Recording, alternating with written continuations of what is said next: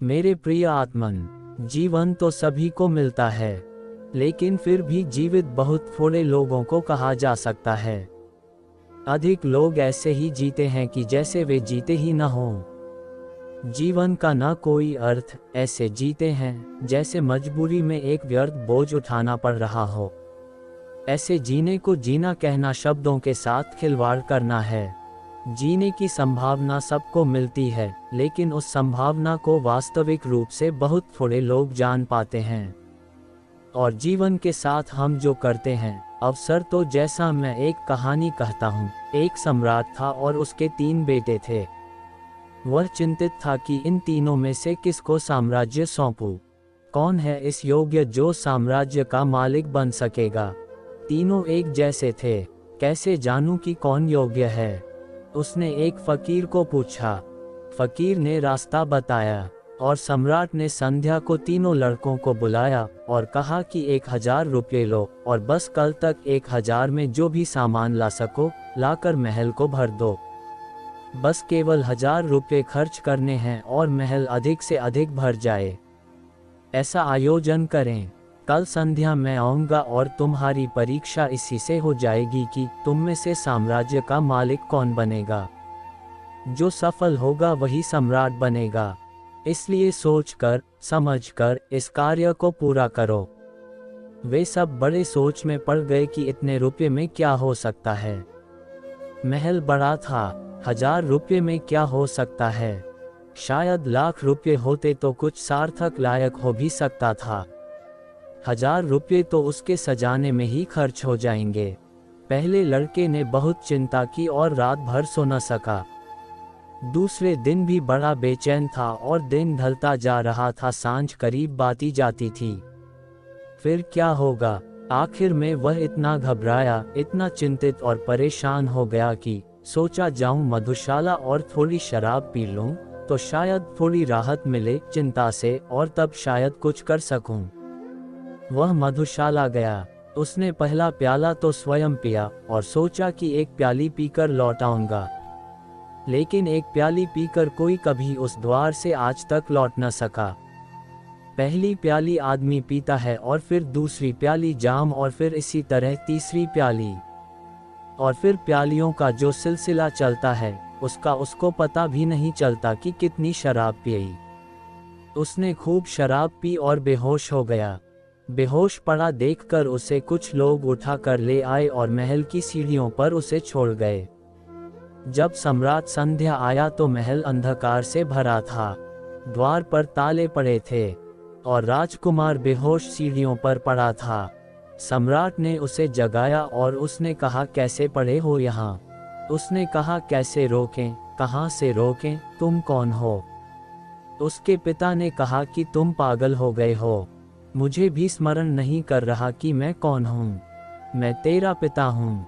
वह हंसने लगा और कहने लगा, कैसा पिता, कौन पिता, मुझे कुछ भी याद नहीं पड़ता। फिर उसने आंखें बंद कर लीं और बेहोश हो गया। अधिक लोग इस मृत्यु की भांति जीवन जीते हैं और जीवन का अंतिम क्षण उनका अंधकार से भरा होता है और द्वार पर ताले पड़े होते हैं और अंदर अंधकार होता है। मौत अधिकतर लोगों को इस हालत में ही पाती है। दूसरा राजकुमार भी बहुत चिंतित हुआ, बहुत सोचा और अंत में एक ही बात उसके ख्याल में आ सकी कि 1000 रुपये में ही महल को भरना है तो सिवाय कूड़े और कचरे के और कैसे महल भरा जा सकता था। तो उसने गांव से कचरा जो गांव के बाहर फेंका जाता था, कचरे के मालिकों से प्रार्थना की कि सब कचरा महल में डाल दें। शाम होते होते महल कचरे, कूड़े, बदबू और गंदगी से भर गया। क्योंकि सामर्थ्य थी कम, शक्ति थी कम, रुपये की सीमा थी, इसलिए उतने रुपये में सिर्फ कचरा ही भरा जा सकता था। शाम तक महल कचरे की बदबू और गंदगी से भर गया, क्योंकि कचरा ही फेंका गया था। अतः शाम तक वह महल इतने दुर्गंध से भर गया कि रास्ते से गुजरना मुश्किल हो गया था। जो कचरे से भरा गया हो उसमें दुर्गंध ही तो उठेगी, कचरे से कभी सुगंध नहीं उठ सकती। सम्राट महल के द्वार से गुजरा तो नाक दुर्गंध से भर गई और उसकी हिम्मत ही नहीं पड़ी द्वार को खोलने की।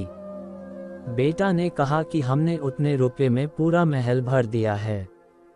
कचरे से कोना कोना भरा हुआ है, इसलिए मेरी विजय निश्चित ही है।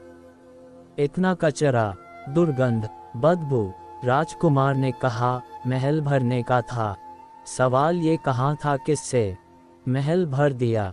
जीवन को अधिक लोग उस कचरे से, कूड़े से भरे हुए जीते हैं, क्योंकि वे कहते हैं कि जीवन भरने का सवाल था तो भर दिया जीवन।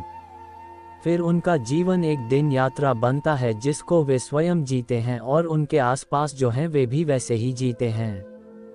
हम एक दूसरे को दुख इसीलिए दे पाते हैं क्योंकि जीवन में इतना कचरा है कि सिवाय कचरा और कूड़े और दुर्गंध के और कुछ होता ही नहीं। जिसका हाथ पकड़ते हैं और जिसका साथ पकड़ते हैं, उसका जीवन दुख भरने का संबंध बनता है। पति पत्नी का जीवन दुख से भर देता है, पत्नी पति का और पिता बेटा का जीवन दुख से भर देता है और बेटा पिता का जीवन दुख से भर देते हैं।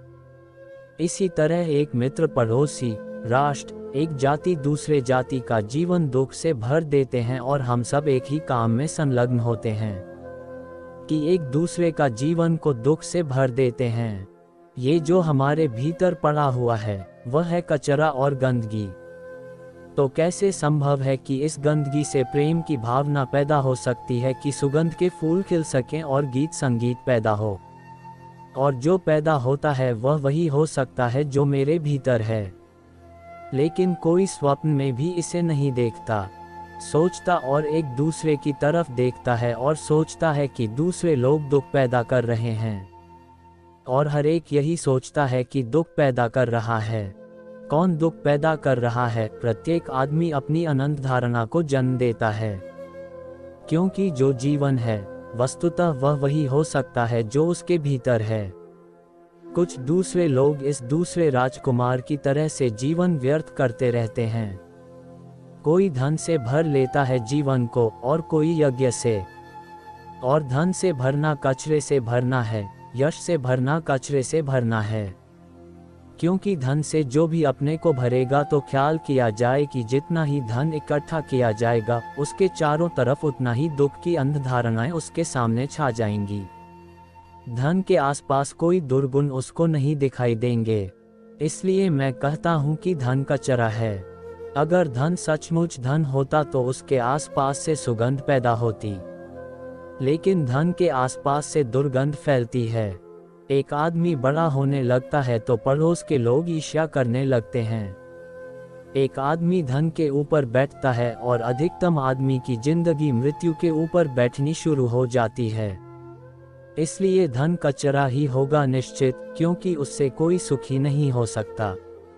एक आदमी यश और पद कुछ भी हो, और जब वह आदमी यश और पद की यात्रा में संलग्न होता है तो न मालूम कितने लोगों के कंधों की सीढ़ियों उसे बनानी पड़ती हैं, और न मालूम कितने लोगों की उसे गर्दनें काटनी पड़ती हैं। बिना हिंसा के पद और यश की यात्रा कभी संभव ही नहीं है। दूसरे मनुष्यों के साथ दुर्व्यवहार किए बिना कोई किसी यात्रा के पहुंच नहीं सकता है। जीसस क्राइस्ट कहते हैं ना, धन्य हैं वे लोग जो अंतिम घंटों तक में समर्थ होते हैं। बड़ी अजीब बात हुई, धन्य हैं वे लोग जो अंतिम खड़े हुए। लेकिन यश का और पद का यात्री कहता कि प्रथम खड़े हुए बिना मुझे चैन नहीं। जो अंतिम खड़ा होता है वह जीवन को ईर्ष्या, द्वेष और घृणा से नहीं डरता है, यहाँ तक कि उसमें खड़े होने में जो प्रतिस्पर्धा है उससे मुक्त हो जाता है। लेकिन जो प्रथम होने की स्वांग से भरता है उसकी सारी आकांक्षाएं हिंसा में ले जाती हैं। और महत्वाकांक्षा में कोई अतिरिक्त हिंसा नहीं है, कोई एम्बिशन नहीं, एकमात्र हिंसा है। और जितना महत्वाकांक्षी व्यक्ति होगा उतना ज्यादा जीवन दुर्गंध से भरा हुआ होगा। इसलिए मैं कहता हूँ कि पद और यश की यात्रा कचरे और कूड़े से भरने की जीवन की यात्रा है। और अधिक लोग इस जीवन को कचरे से भरते हैं, इसीलिए जो जगत इतना दुखी है, इसीलिए तो जीवन इतना पीड़ित है, इसीलिए तो एक एक आदमी उदास और निराश है। लेकिन हमें ये याद भी नहीं है कि हमने कब से यह यात्राएं शुरू कर दी हैं।